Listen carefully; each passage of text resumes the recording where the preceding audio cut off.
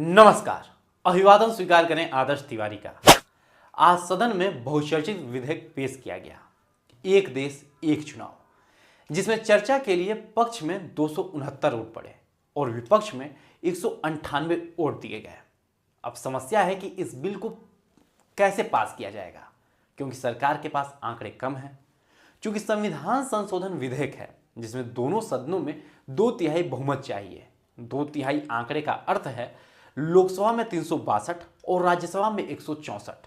सरकार के पास ये आंकड़े हैं नहीं और बिना विपक्ष के सहयोग के ये बिल पास नहीं हो सकता। इसलिए इस बिल को जेपीसी यानी ज्वाइंट पार्लियामेंट कमेटी के पास भेज दिया गया है, जहां चर्चा होने के बाद ही और विपक्ष के सहयोग से ही ये बिल पास हो सकता है। अब बात करते हैं एक देश एक चुनाव है क्या। तो जैसा कि इसके नाम से ही साफ होता है कि यह एक राष्ट्र में एक चुनाव की बात कहता है। दरअसल भारत में के बारे में कहा जाता है कि यहाँ वर्ष के हर महीने कहीं ना कहीं चुनाव चल ही रहे होते हैं, जिससे बार बार आचार संहिता लागू करनी पड़ती है और विकास कार्य प्रभावित होते हैं। ऐसे में सरकार का मानना है कि एक साथ चुनाव होने से चुनावी खर्च का बोझ कम होगा, समय की बचत होगी और काले धन के उपयोग की आशंका कम होगी। ऐसे में विधानसभा और लोकसभा के लिए अलग अलग चुनाव प्रचार नहीं करना पड़ेगा, जिससे छोटे राजनीतिक दलों पर चुनावी खर्च के बोझ में कमी आएगी। इसके अतिरिक्त बार बार चुनाव प्रचार और राजनीतिक गतिविधियों में व्यस्त रहने के कारण सरकारें दीर्घकालिक योजनाओं पर ध्यान केंद्रित नहीं कर पाती। एक देश एक चुनाव की व्यवस्था में इसमें सुधार आने की पूरी संभावना है। भारत में अभी अलग अलग राज्यों के विधानसभा चुनाव, देश के लोकसभा चुनाव और निकाय व पंचायत चुनाव अलग अलग समय पर होते हैं। भारत सरकार चाहती है कि देश में विधानसभा, लोकसभा, पंचायत और निकाय चुनाव एक साथ ही संपन्न हो। आपको बता दें कि वन नेशन वन इलेक्शन का विधेयक पिछले काफी समय से सत्तारूढ़ बीजेपी के एजेंडे में भी है। इसे पूरा करने के मकसद से केंद्र सरकार ने 2 सितंबर 2023 को पूर्व राष्ट्रपति रामनाथ कोविंद की अध्यक्षता में एक कमेटी बनाई थी। इस कमेटी ने 14 मार्च 2024 को अपनी रिपोर्ट राष्ट्रपति द्रौपदी मुर्मू को सौंपी। कमेटी ने रिपोर्ट में कहा कि एक साथ चुनाव कराने से चुनावी प्रक्रिया में बदलाव आ सकता है। आपको बताते चले कि समिति ने 7 देशों की प्रक्रिया का अध्ययन किया है, जिसमें पहले दक्षिण अफ्रीका, स्वीडन और बेल्जियम, जर्मनी, जापान, इंडोनेशिया और फिलीपींस जैसे देशों के चुनावी प्रक्रिया का अध्ययन किया गया है। अब बात करते हैं फायदे की। इसके लागू होने से बड़ा फायदा यह होगा कि राजनीतिक दल 5 साल तक अपने संगठन की मजबूती के लिए काम तो करेंगे ही, ऐसे में उन्हें क्षेत्रवार अपनी विचारधारा के अनुरूप प्रतिबद्ध कार्यकर्ता तैयार करने का भरपूर मौका मिलेगा और वे दल बदलुओं पर निर्भर नहीं रहेंगे। अक्सर देखा गया है कि लोकसभा और विधानसभा चुनाव में मुद्दे अलग अलग होते हैं, जिससे जनता विभ्रम में रहती है कि वास्तव में उसे किस मुद्दे पर वोट करना है। जब एक साथ चुनाव होंगे तो राजनीतिक पार्टियां यह बहाने नहीं बना सकेंगी कि यह लोकसभा चुनाव है, इसमें सड़क नाले की बात हमसे मत करो, देश दुनिया के मुद्दों पर मतदान करो। इस प्रावधान से प्रशासन की बड़ी राहत मिलेगी। बार बार चुनाव से प्रशासन का काम बाधित होता है, क्योंकि ज्यादातर कर्मचारियों की ड्यूटी मतदाता सूची तैयार करने, मतदान और मतगणना संपन्न कराने में लगती है। इस काम में बड़े पैमाने पर शिक्षकों को लगाया जाता है, जिसमें बच्चों की पढ़ाई लिखाई काफी प्रभावित होती है। सरकारी शिक्षक कभी जनगणना तो कभी दूसरे सरकारी सर्वे में झोंक दिए जाते हैं, तो कभी पंचायत से लेकर संसद तक के चुनाव में सरकारी स्कूलों में शिक्षा की स्थिति के कमजोर पड़ने की एक बड़ी वजह यह भी बताई गई है। शांतिपूर्ण चुनाव संपन्न कराने के लिए तैनात सुरक्षा बल और कर्मचारी भी तनाव में रहते हैं। फिर बार बार चुनाव आचार संहिता लागू होने से नीतिगत फैसलों में भी दिक्कतें आती हैं, विकास के काम प्रभावित होते हैं।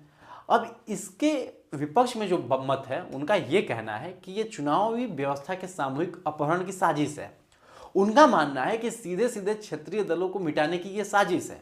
क्षेत्रीय दलों का वजूद स्थानीयता के मुद्दों पर आधारित होता है। जब एक साथ चुनाव होंगे तो राष्ट्रीय मुद्दे उसी प्रकार उन्हें निगल लेंगे जैसे बहुराष्ट्रीय कंपनियों ने खुद दुकानदारों की तरक्की को निगल लिया है।